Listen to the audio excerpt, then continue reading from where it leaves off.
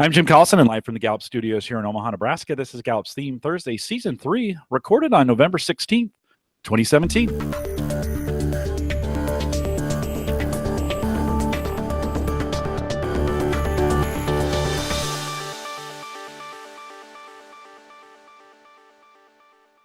Theme Thursday is a webcast series that dives deep into the CliftonStrengths themes, one theme at a time, and today's theme, thank goodness, is restorative.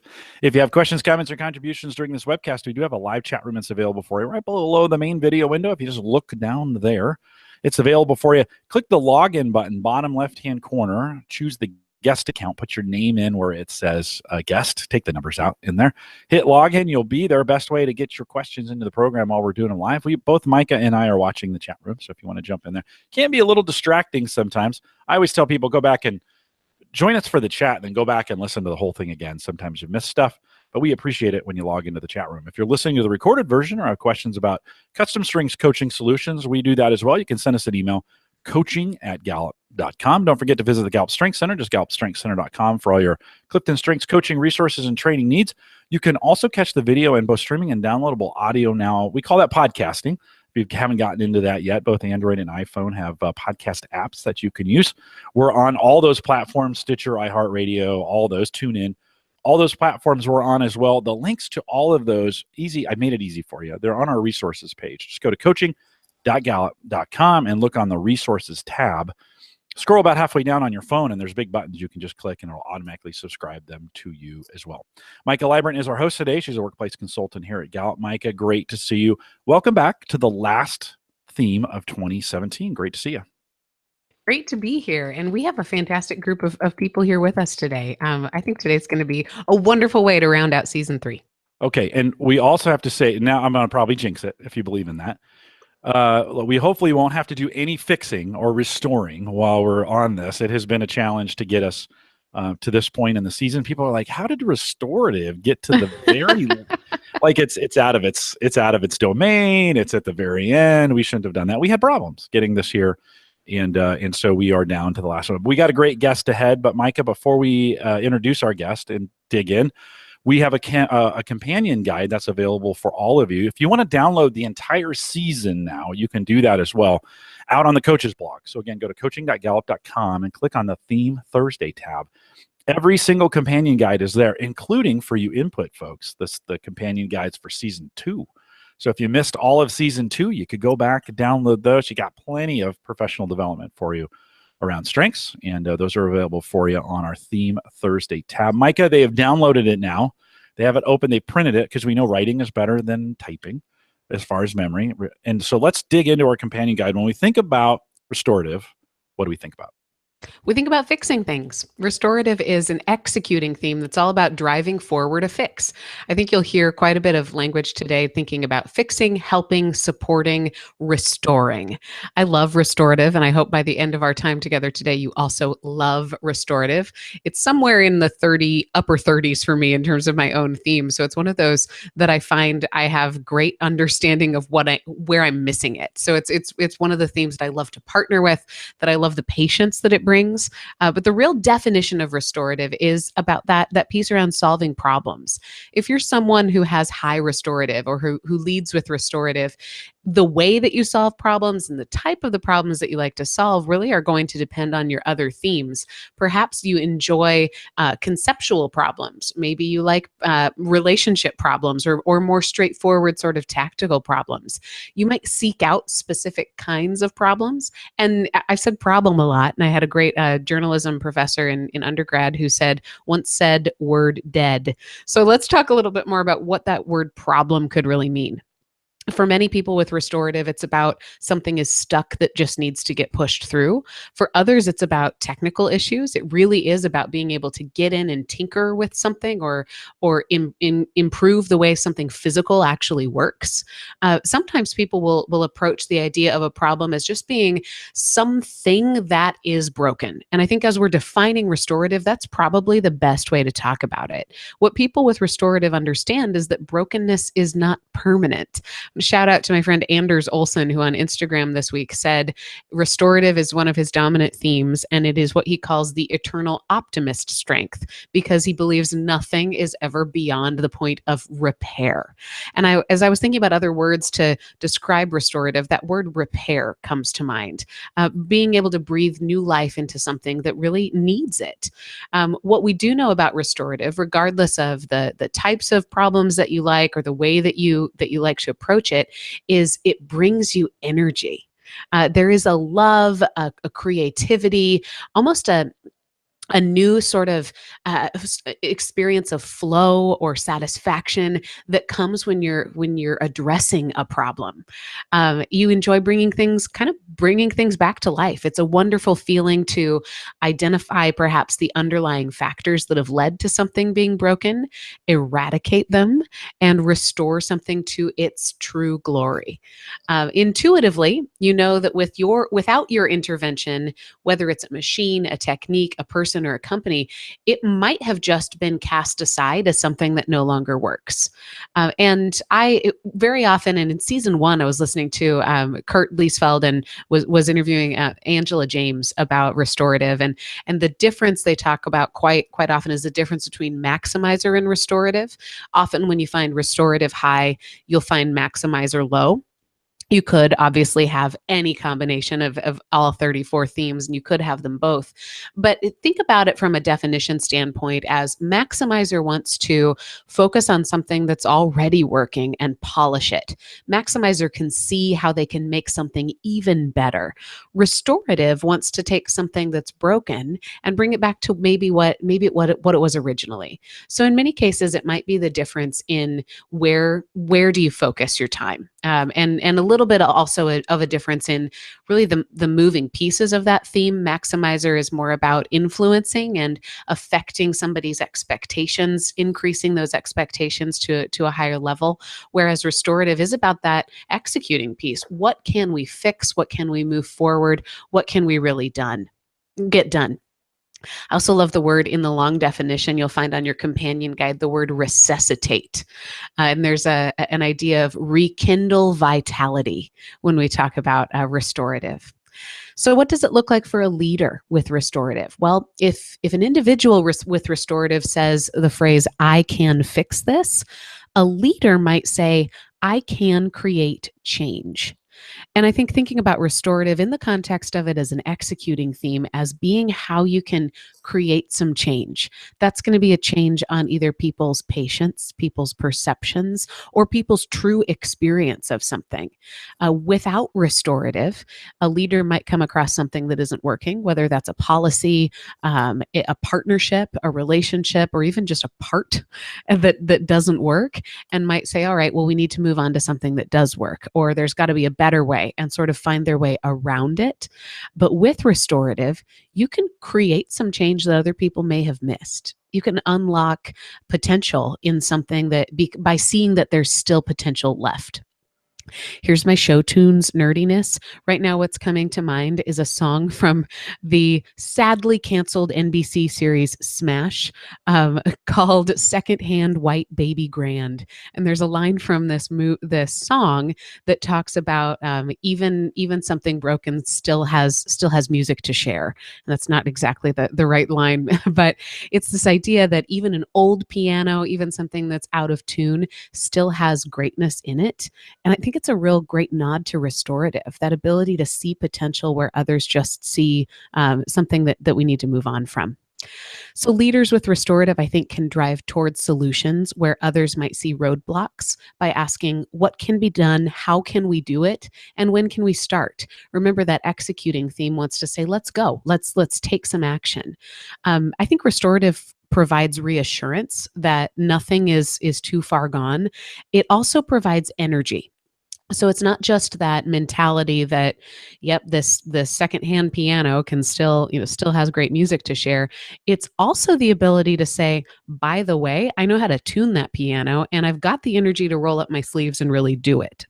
So sometimes I think that elbow grease, and that might be a word that doesn't totally translate, but the hard work or the work ethic or the energy toward work that it takes is also what it brings. It's not just the mentality. So what is needed in order to provide attention to broken pieces? If you're a leader with restorative, I'd encourage you to ask yourself, where specifically is the disconnect? So you probably can sense that something is not working. You can sharpen that talent by being able to sense it very specifically. Then know thyself and be able to say, what is it that I can most effectively address? Is this something that I am equipped to fix on my own, or is this something that I can very easily get other people excited about fixing as well? Again, it might be tactical. It might be about, think about that, addressing broken issues in getting customer buy-in, in getting employee buy-in or leadership buy-in. It might be what's broken is a belief or is some sort of agreement. It could be about relationships. I think if you're to boil down what restorative brings to a leadership scenario, I think about two sides of it. I think about foresight and patience. On the foresight, you may anticipate brokenness before others. Because of your knack and your agility for fixing things, you you literally do see the world through a different lens, but figuratively, you're probably noticing and picking up on loose wheels or loose cogs in the system before other people do. How can that foresight by itself help you think, help you plan more effectively, help you to strategize? It might also be important for you to find the best way to communicate what it is you're anticipating and perhaps the cost or benefit of really diving in and fixing it. Just because you have a knack for fixing things doesn't mean as a leader you get to choose to fix everything that's broken. So I think that there's also that temptation to say, I'm gonna don't worry about all of that. I can do it myself. I'll fix it all. But as a leader, we have to be able to prioritize. So tap into that foresight to be able to think, okay, what is it that we can really tackle here that will be the most effective use of our time and our resources? On the patience side, you might have the greater ability to focus on things that others want to throw away or avoid than most people do. So understand that you bring more patience than others do and give them grace when they don't. But also think about when that helps. Think about how restorative it's going to sound like a relationship building skill here. And in many cases, it probably is. Think about when that kind of patience can help deflate the emotion in a room when tensions get really high. Think about that kind of longevity of a problem or being able to take the long road because you know that even if things get worse, they can still be fixed. When is this most supportive to people? How can you aim that sort of supportive execution toward the places that need it the most? Think about offering yourself as a resource. Be in places that are broken. Know that you are going to bring a gift and a sort of an attitude toward brokenness that other people really need to experience. The last thing I want to talk about are those 4 needs of followers. And if you've been following all season, thanks so much for following along with us. It's been really fun for me to get to think about these 4 needs that we know all followers have. If you're brand new to this, these 4 needs come from some Gallup research into leadership. And what's real beautiful about the way that Gallup has studied leadership is instead of studying just great leaders and figuring out what they do, we study followers. And we study and we really ask people, hey, what do great leaders provide to you? And that opens up the opportunity for each person to have access to truly great leadership within themselves. We know that overall followers need about 4 different things. So we're going to talk about how somebody with restorative could provide all 4 of those. Primarily trust. And I say primarily because it's first, not because it's more important than the others. But a leader with restorative might provide trust to her followers by following up once something has been solved, and that might not be a natural extension of restorative. Following up after something's working might not be the most fun place for restorative to spend your time.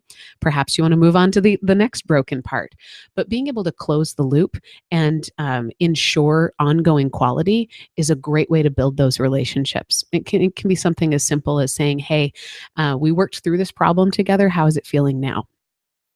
A leader with restorative could show compassion by sharing your excitement and your attraction to problems. Reassure people that you are energized by taking it on. As someone with restorative number 30 something, I am almost hesitant to bring up broken things with people who could help me. And in many cases, there's probably a lifetime's worth of therapy on why that would be. But I lead with strategic. I'd rather find a way around it than address usually what's wrong with something.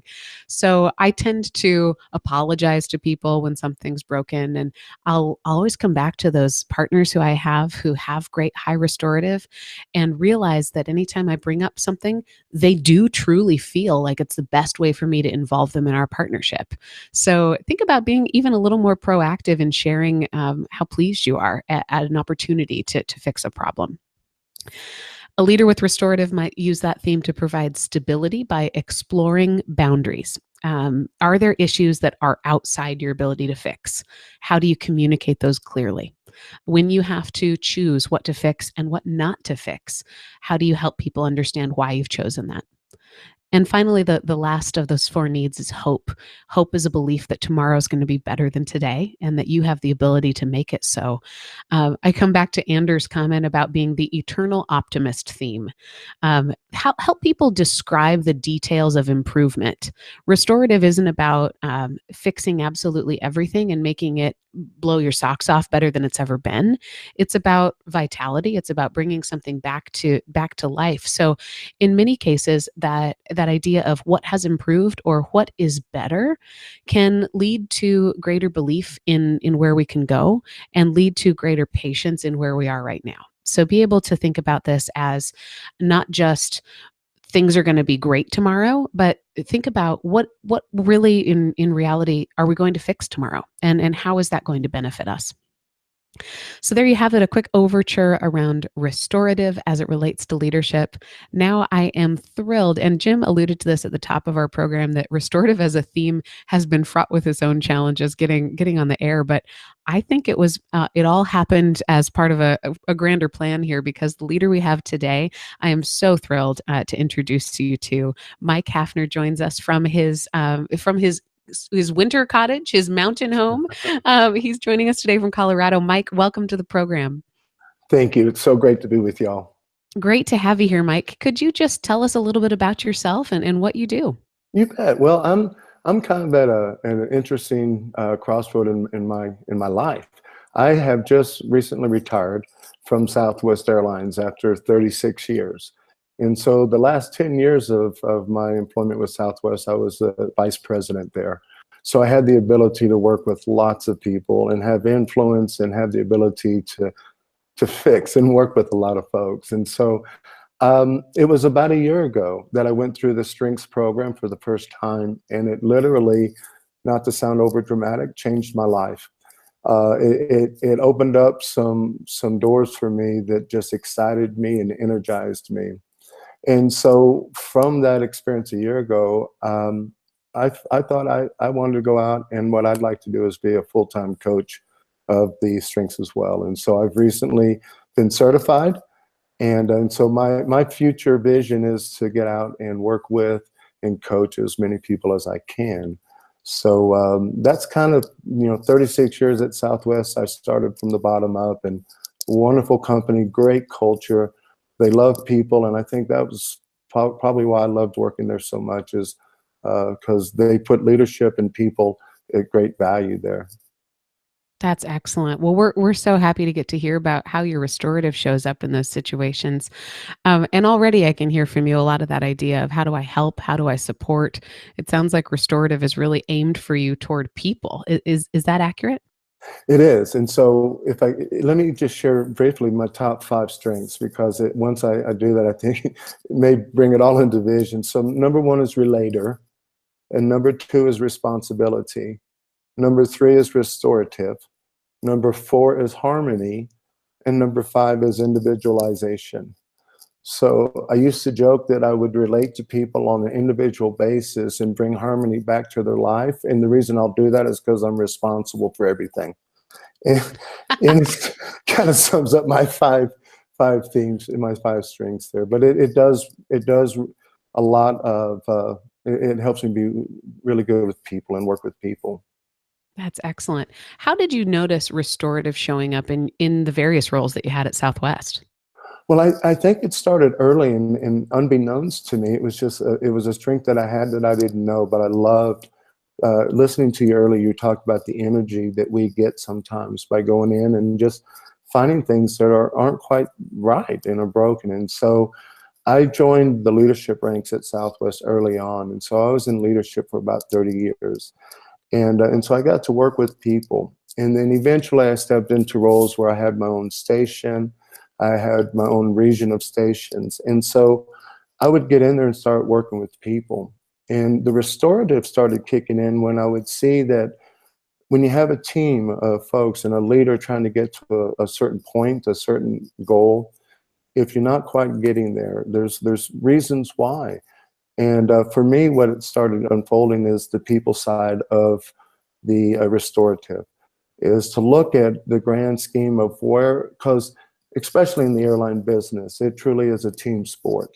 And so you've all got to work together. And so if you've got a problem of why you're not actually getting to your goal, for me, it was just going in and working with people and learning why we weren't hitting that goal. And so the restorative would just start surfacing of you know, let's look at it this way, let's try this, you know, hey, let's take a chance and do this. And so that's where it started for me. It sounds like there's a good amount of patience in that restorative of I want to dive in, understand the problem, and not just jump in and solve it. Did it or does it ever feel like you bring a patience to problem solving that is unique? Well, I think what it is, I think that the ability to not go in with your hair on fire and just be very patient about it, it brings some calmness. I think it brings this environment of, okay, we're going to be okay. You know, there's hope, there's trust, and so I feel like that you can bring in, you know, the ability to relate with people and bring that trust back when you start understanding what the issues are. If that answers your question. It does. I like that idea around restorative really bringing calmness. I'm not sure we usually think about that with other executing themes. It's usually just it brings a doing aspect. But were there certain situations that you found that your restorative was better, more effective than others? Well, I think as I went through my career, I've found that the larger the responsibility, the greater the volume of employees you're working with. You know, I found that if you can reach out and bring as many people into that fold, and includer's not high on my list, but I think my responsibility wants to bring everybody in. And so for me, I think it was as I progressed in my career and I had more of an influence over greater amounts of people, I felt like my restorative was able to bring in the calmness and the hope and trust for a greater good for many people. When I ended my career, I was leading 14,000 employees. And so you've got to kind of step back and look at how you can also bring restorative to individuals and to a department of that many individuals. Gosh, and to do that with restorative plus individualization, it's probably difficult to see them as one group of 14,000.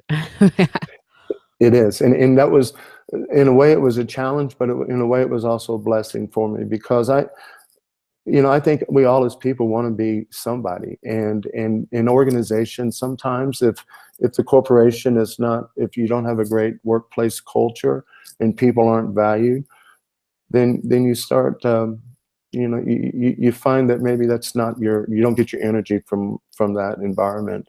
And I like to bring that energy back to these people. And part of that was just getting to know people individually and valuing everybody's thought and everybody's input. Mike, with 14,000 and you think about individualization and relator in this as well, that I think for some leaders, they could find that frustrating.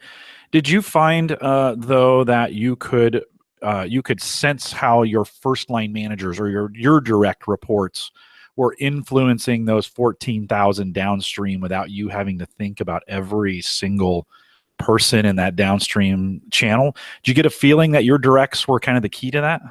Jim, absolutely. Thank you. That it would be impossible for any executive to go out and absolutely influence 14,000 individuals. And to your point, it was important for us to establish the values and what I believed in, from the direct reports I led all the way down to those supervisors out in the field. And so the ability to have them believe in the same vision we had and have the same goal was absolutely critical.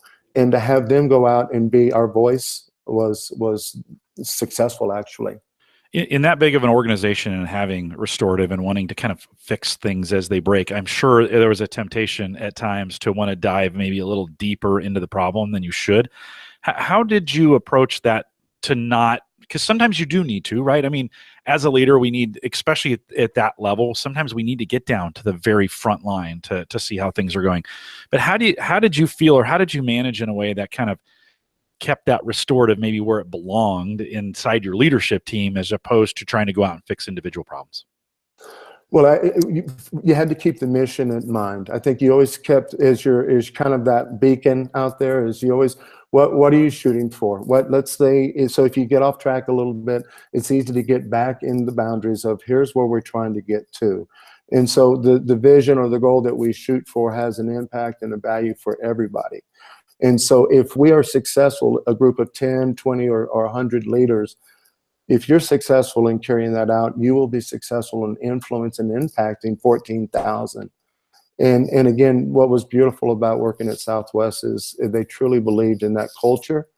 And so it wasn't hard to get leaders to believe in it as you went down into the organization all the way to your frontline employees. Sometimes that effort, those restorative efforts take emotional energy. And Chris in the chat room was asking, after a day of restorative problem solving, how do you recharge? What is your method for getting the energy back?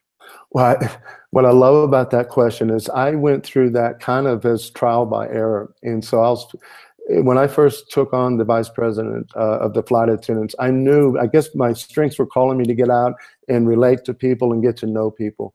So I would go out and I would hold these town halls and these round tables with 20 or 30 flight attendants, and we would have no time frame.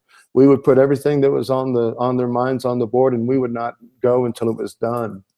And I can tell you, the other part of me is I'm an introvert. People joke that I'm an introvert and break the scale. And so what I laugh about that is it takes a lot of energy out of me. And it took me a little bit of understanding in myself to know I'm going to go in there and I'm going to do all of this, but I have to have this time to myself again to recharge. And so to Chris's question, you can't go through there and be invested in people and walk away and have no emotional drain. I just don't believe you can. That's just my opinion. But to be successful the next day or the next evening, you just got to find a way to recharge. And so by virtue of what would happen is I would need to step back and let the extroverts on my team continue to go out and have fun and woo people. And I would just go somewhere to kind of just recharge and get everything back together. Yeah, and I hear a little bit of your responsibility in that, with where you draw on that responsibility to hear people, to hear their voice, to get their feedback, right? That feeds your individualization. It feeds your responsibility. I love how you take that. But then did you find, to get away, did you physically just remove yourself from, the world and get in a quiet spot? Or when you're recharging, what's the best possible place for you? For me, it was. For me personally, it was just to go somewhere where it was quiet. It took my family a little time to understand when Dad comes home. He's going to grab the dog and he's going to go out to the workshop. But yes, sir, it had to be, for me, it had to be a physical effort, and it had to be conscious. If I would kind of go through this recharging that really was fake and it was just, phony, I realized quickly I did not come back into this next situation as good as I could have been. So for me, it was physical, just removing myself. There's a huge courage in being able to say, no time frame, bring all your problems. Was that ever daunting? It was. And what I loved about this, in a way, is that when I joined this group of leaders that were my directors, my direct reports, they had been doing what they had been doing for a while. And so this was new. to them. And I think it was almost scary in a way that you would be willing to say, hey, tell me all your problems and let's go out and attack them. But Michael, what I think is really important to understand for me, and it took me some time to understand this, and I love how you have mentioned it, there's some things you're just never going to get to be able to fix. And for me as a restorative, I think early on for me, it was emotional for me to give up on something, whether it was an individual, whether it was just something that you just, but eventually you have to say, I can no longer invest all of my energy in this because it's not, let's move it somewhere else. And so the part of being able to look at all the issues you in a round table or a town hall, you've got to be able to say back to them, look, this is something we just can't fix. This is a piece of something that, so here's how we need to embrace it. Let's come back with a different way that we support this, but there's certain things we cannot change. And I think that's important, especially for restorative strength, because if you keep putting that energy into something that doesn't, you don't fix, the other piece of this is you walk away feeling like a failure. Yeah. And you can't do that either. I mean, you can't win at everything. And, I'm thinking about your other themes, maybe that responsibility and the clarity of talking about what am I going to commit to and what am I not is one way that you help set those boundaries. But I completely understand when you talk about the emotional side of being able to say, I can't fix it all. I mean, it'd be like telling somebody with woo that you can't win everyone over. Exactly right. Exactly right. To my core, I just don't want to believe it. Yes, you can. Be true. Unless You you're can Jim indeed. Collison. That's right. So, are you ever surprised by problems when you walk, let's say, into a town hall, or even just when you're on the phone with a friend of yours? Do problems sort of show up in places you didn't expect them, or do you tend to have a lens that can predict where some problems are going to be? Not to sound, well, to try and sound modest, but I think I have this filter that just, as I'm listening, I can pick up either through body language or through, actual verbiage. But I have this ability to be able to listen to people. And then when they're done talking, go back and just ask a couple of more questions that peel back the layers of that onion a little bit further. And all of a sudden it's like, oh, okay, well, that does make sense. That's, now that you mentioned that. So for me, it just came with this, maybe it was just growing up and always wanting to listen to people and hear people. But I tend to be able to listen and then come back and validate what I'm hearing or what I think my thoughts could be on that concern or that, problem and or challenge. And that usually validates what they're saying to me. Sounds like you're tailor-made to be a coach. Well, I'm excited. I'm so excited. I love, so, you were talking about the tunes earlier, and so there's a song by the Eagles that I absolutely love. And the song, the title is already gone, but the lyrics in there, there's a piece in there that just blows me away. And it goes, and I may get a little off, but so oftentimes it happens that we live our life in chains and we never even know we have the key. And what was, for me, what was almost spiritual is that the morning of the graduation for my Clifton class, I was listening to some music and writing in my journal, and that song came on. And it was almost like someone had hit me in the head, because that is exactly what these strengths do for us. And it's, for me, for restorative, and I guess having the relator, the individualization, harmony, and it just, to me, so many of us don't know that there's doors that are closed. And if we can just help them as coaches open a door or two, my gosh, their lives will just, it could change forever. So I'm sorry if I get a little bit overly I love passionate that. about I that. think there's some passionate, there's also some practicality in that sounds real in tune with restorative, of we're not talking about having to bring in a fix from elsewhere. Right. What's within you that we can unlock? Right. And I think sometimes what I've found is when you help people and they unlock it themselves and you're just kind of getting their hand near the key in the door, oh, it's just, it's for me, it's life changing, because they walk away with this incredible energy and this value, this worth. And sometimes I found in the restorative with people, it's their value has been a little bit damaged. There's been somewhere along the line where they felt like they just weren't needed or valued anymore. And not always, you know, I don't want to stereotype it, but helping people understand that you really are valued. And that was what was great for me at Southwest, is because our employees were so valued, and it allowed me as a leader to just have so much fun caring about people. It just did. That's great. As a coach with Restorative, how do you make sure that you allow them to be the one with the key, that you allow the client to be the one who sees the fix? It could be easy for you to see it before they even know that there's a problem. You already know what they need to do. Well, you're absolutely right, Michael. The challenge that I think we have is because we're so energized by fixing things that we just want to jump in and fix everything. And so sometimes what people have to understand is our energy or our excitement to go fix things isn't because we're being critical or because we're saying someone has done something wrong. It's just, oh, we see something that we can restore and we can fix. And so I think when I'm talking with leaders, there's two things. Those who have the restorative strengths, you've got to constantly caution them from always trying to fix things. I think people grow when they can solve their own problems. I think people grow a lot when they can unlock their own doors.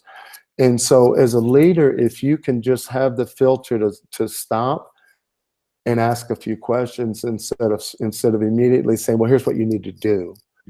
Then I think what you do, then that allows you to step back. And if you ask anybody, but you can ask my wife, I'm the best restorative person in the world when it comes to personal problems. I will fix all of her problems.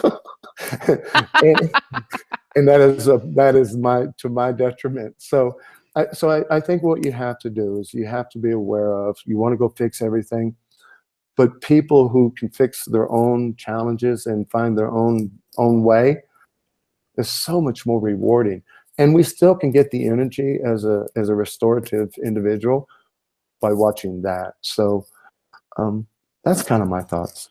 Mike, I don't think you have to have restorative, by the way, to want to fix things. But one of the things I have it fairly high. It's in my top 10. And I've learned to ask people if they want solutions. You know, they'll be talking to me and they'll be saying things.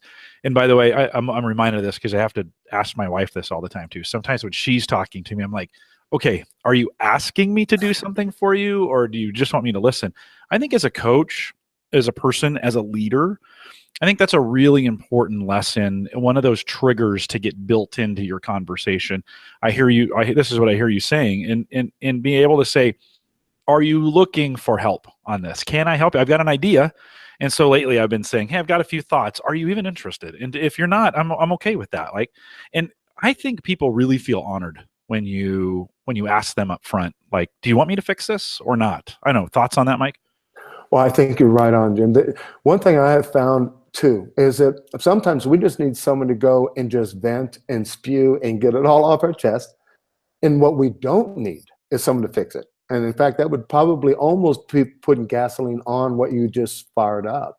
So there's a lot of times where I just got to the point, to your point. Hey, it sounds like that's, you want my thoughts on this, or do you just feel better now? And we used to joke where I would work and say, do you just want to give me the $1 for counseling now?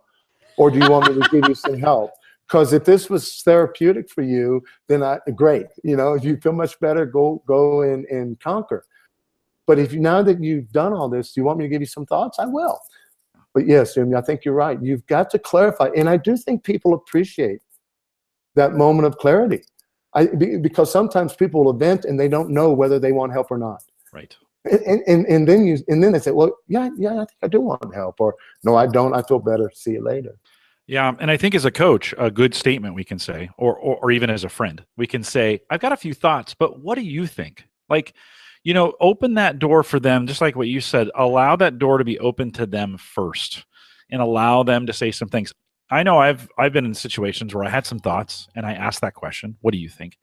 And then in their answers, I would have been completely off base. Like I wouldn't even have been close. In that further dialogue of what they thought really clarified some of the things that I was misunderstanding. Right. And so, yeah, I mean, I think, Mike, it's one of those kinds of situations where, wow, let them talk as much as they can. I think your themes, by the way, make you a great listener as well. I have a feeling people love talking to you.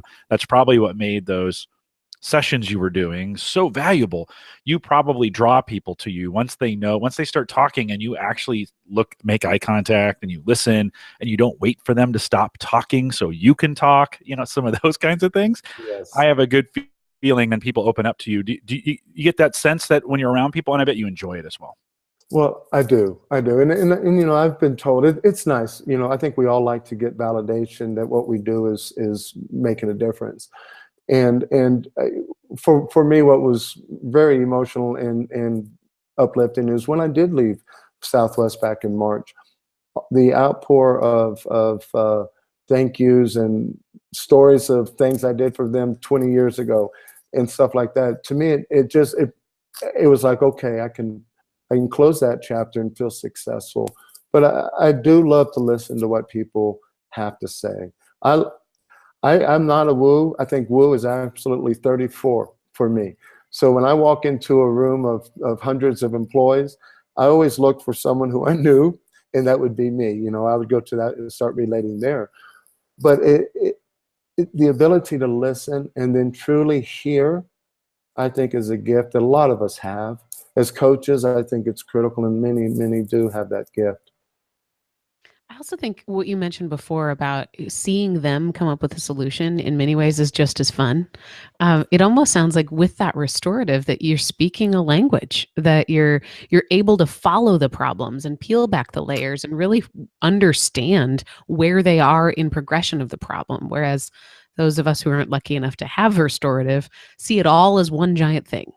But it's sort of peeling back the layers of that hairball and being able to be there with them. Yes, and I think too, for me, I was not the technical person that went out and built and took things apart and stuff. For me, the restorative always played into people and played into relationships and how it all played together.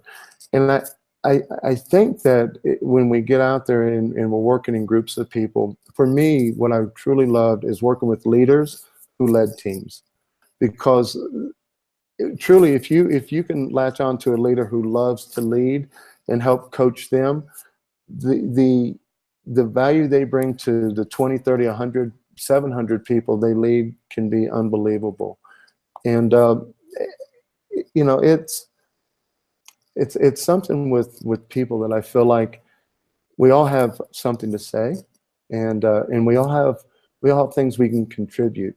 The other thing I love, and I'm sorry I rattle on so much, but I love when we get groups together and let each other try and help each other out.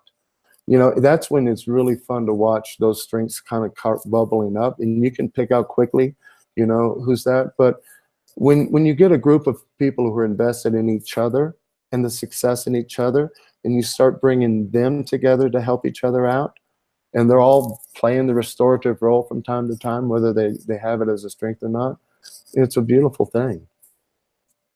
There's such a purpose to the way that you're using your strengths, I think. That it's not just knowing that these are your tendencies, but when you talk about the practices that you have of how you lead and how you get out and how you make sure that you connect with people one-on-one. What do you hope, if you were advising another leader, say, also had restorative, what are some of the practices you'd encourage them to take on? Well, I would want to just kind of hear from them how they go about solving or looking at or approaching a problem or an individual situation. I'd like to know if they're really listening, if they're listening for keywords. I think a lot of time the restorative trait has perfected this ability to look at things and see what's off base. For me, it was always with just people. It would be a statement, or it'd be a room. I was once asked, how do you know when a station that you're in charge of is doing well? Well, you can walk into a break room at break time, and if there's laughter and if there's people joking and having fun, there's a pretty good environment there. There's a leader who's brought this family type environment. Now, I've also walked into stations where it is absolutely silent and everyone's eating their own sandwich by themselves. And so you can walk in immediately or at least for me with restorative, and say, okay, there's a problem here. There is something here that is keeping this environment pretty sterile. And most of the time you could go back and find in leadership that there's been a miscue, there's been a miscommunication. Sometimes there's a leader who's actually in the wrong role and can do great things elsewhere, but they're just not suited for doing that. So I don't know if I answered you. Yeah, you know what you're making me think of is sometimes I think restorative can get this inaccurate representation as being more bent toward what's wrong than what's right. But what you're describing here is feeling out and seeing possibility in what needs to be right and understanding when it's not. How do you stay positive, and how do you make sure that you're praising and recognizing what's working? Well, one you have to go in and approach the issue is that there was no malice intent. Nobody ever got to that problem intentionally on purpose. It could have been miscues. It could have been miscommunication. There could have been a lot of reasons why. So for me, what I try and do is take the approach of not who is doing this on purpose for bad intent. You know, now every once in a while, you run into someone who just has bad intent. And so you deal with that on a separate. So what I try and do is go in there and approach it as no one intended it to be this way. So let's not get emotionally attached to why it's broken. Let's get emotionally attached to how it can be better and where it can go from there. I will say that the one thing I can also, whether you have that talent or if I were to walk in and start talking to you and you don't understand, the one thing a restorative I think can be faulted on is when we start asking questions.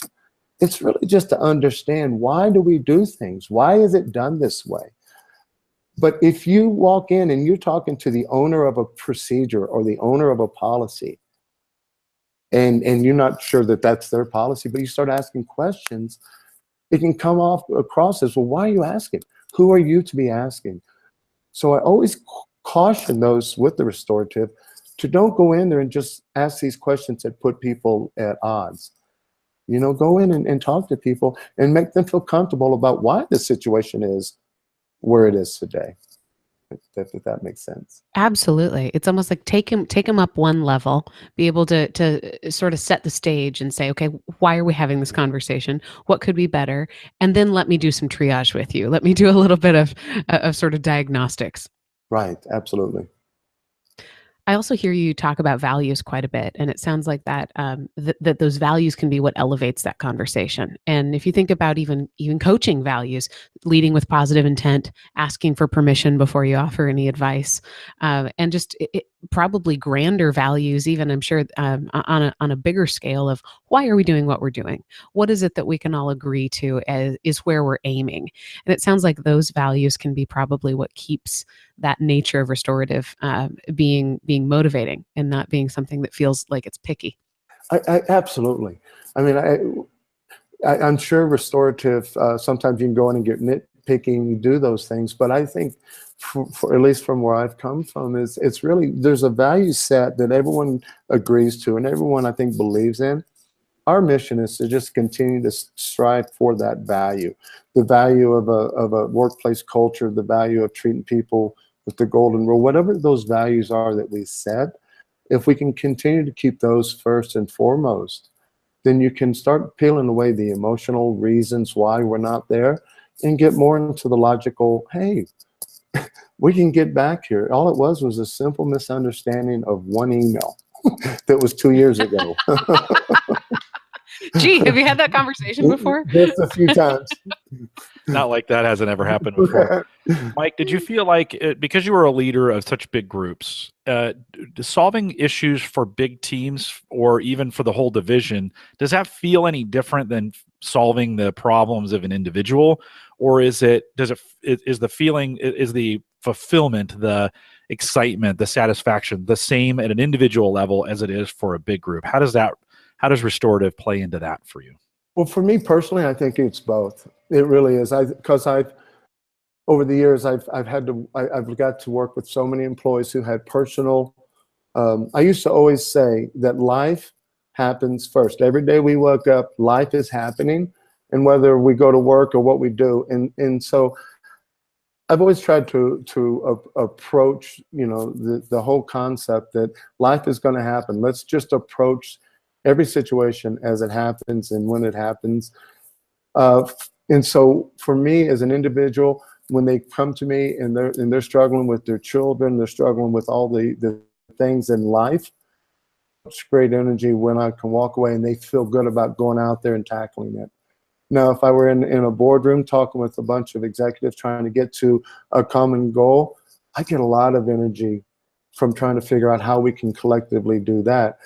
Now, when you get into a boardroom, you know, the egos change a little bit. There's a little bit different mentality. So there's a different approach. But for me, I get equal energy from helping individuals, helping teams. I love working with leaders, though, who lead teams because I just, you know, I love being a coach. We love getting to hear you talk about being a coach. We are getting started to the end of our program here, but I do want to know what has the transition from your executive role at Southwest in 9 months into retirement been like now? And how have your strengths helped you through that kind of change? That's great. It's a huge question. Yeah. I know, and I didn't prep you for it. Well, yeah, that wasn't one of them. No, you know what, a couple things emotionally I didn't realize when I left the company is how much I enjoyed working with people. And I think when you do it so long, and for me, it had probably become something I took for granted. So when I left though, I left with this thought of, I think there's some more I can do. You know, I just turned 59 yesterday, so you know, I know I'm old, but I still have some time left. So I think this transition for me has been really energizing. It's given me a chance for some really good self-reflection. It gave me a chance to step back and figure out what's the next step. Learning my strengths the way I have over the last year, it's allowed me to put a vision in place that I want to go out and help people. And it can be individuals, it can be groups of folks. The one thing I realized when I left Southwest, though, is that I love when I see people succeed, and I love when I see people happy.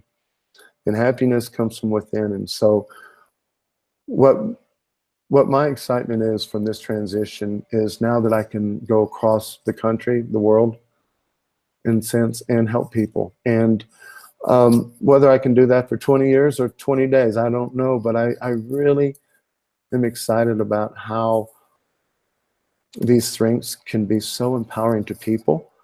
And you know, and I'm not a Kool-Aid drinker. I'll be honest with you. I'm pretty reserved and pretty quiet. And the life values and impact that these strengths have and that we can bring to people is just unbelievable. So I'm more excited now than I have been in a long, long time. And I loved what I was doing at Southwest. So I don't know if I answered your question. I think you just summarized exactly what we hope happens in strengths coaching, which is reflect on what we love and why we love it and how we can go about utilizing that, the results of that reflection to benefit others. Yeah. Thank you. Gosh, thank you. Well, Mike, I'm thrilled that this worked out, that we could get to know a little bit more about you as a leader, as a coach, as somebody who has embraced strengths without drinking Kool-Aid. So thanks for being here with us. Thanks for helping us see a real, I think, passionate, emotional, effective side of specifically of restorative, but just for sharing yourself and your story here. It's been really, really beneficial for so many more people than we'll probably ever know. Well, thank you so much. This has been quite an honor for me, quite an honor. So thank you both. You're very, very welcome, Mike. Appreciate you coming on here. And it's always good as we kind of wrap up the season. And for those of you listening out of order, or, you know, you're listening a couple years later, it's always great, Mike. I don't know about you, but as we do each one of these themes, I just learn more and more each time, and really always look forward to. A couple folks in the chat room said, or Ricardo said, you probably listen to the audio version of this at least a couple times as he learns. And so, Mike, thank you for your wisdom and bringing your leadership perspective to this. We really appreciate you being here. Well, thank you so much. Really appreciate it. You're very welcome. Thank you. And we'll remind everyone to take full advantage of all the resources we have available at the Gallup Strength Center. Just gallupstrengthcenter.com. Send us your questions or comments if you'd like to be a guest blogger. If you got something to say, 400 to 600 words is kind of what we look for. Around strengths is kind of the other thing that we're looking for. On that, write that down. Because some people some people have things to say. We can't take all of it. But if you have some of those thoughts, get those written down in an email, send it to us, coaching@gallup.com. Put guest blogger in the subject line, and that will make its way over to Micah, and we can consider it. You can also catch the recorded audio and video of this program. Again, we call those podcasts. They're getting more and more popular. We're just looking at some numbers today for a brand new podcast we have called the Gallup Podcast. If you're into our numbers, you might want to subscribe to that as well. So you can subscribe to these, get them automatically, or go back and listen to them on your phone when you're traveling. I just put 2,000 miles on my car this week as we travel to Kentucky and back. And I must have listened to about 17 podcasts. You can do the same. All available on our resources page. Just go to coaching.gallup.com. Click on the resources tab, and they're available there for you. We mentioned several times this idea of becoming a Gallup certified strengths coach. You can see a list of all our courses that lead to certification. And we have a bunch of courses that don't have that certification, but we'd love to have you join with us as well. They're all available on our courses page. So if you go to courses.gallup.com, you can sign up for that as well. Don't forget, we are in full swing for the summit as well, 2018 summit, July 16th through the 18th here in Omaha, or as I like to call Omaha, and it would be available for you to come join us. So to get to that, events.gallup.com. Doesn't get any harder than that. It's on the front page. We'd love to have you join us next summer. If you found this helpful, we'd ask that you share it. We want to thank everyone for joining us today. And with that, we'll say goodbye, everybody.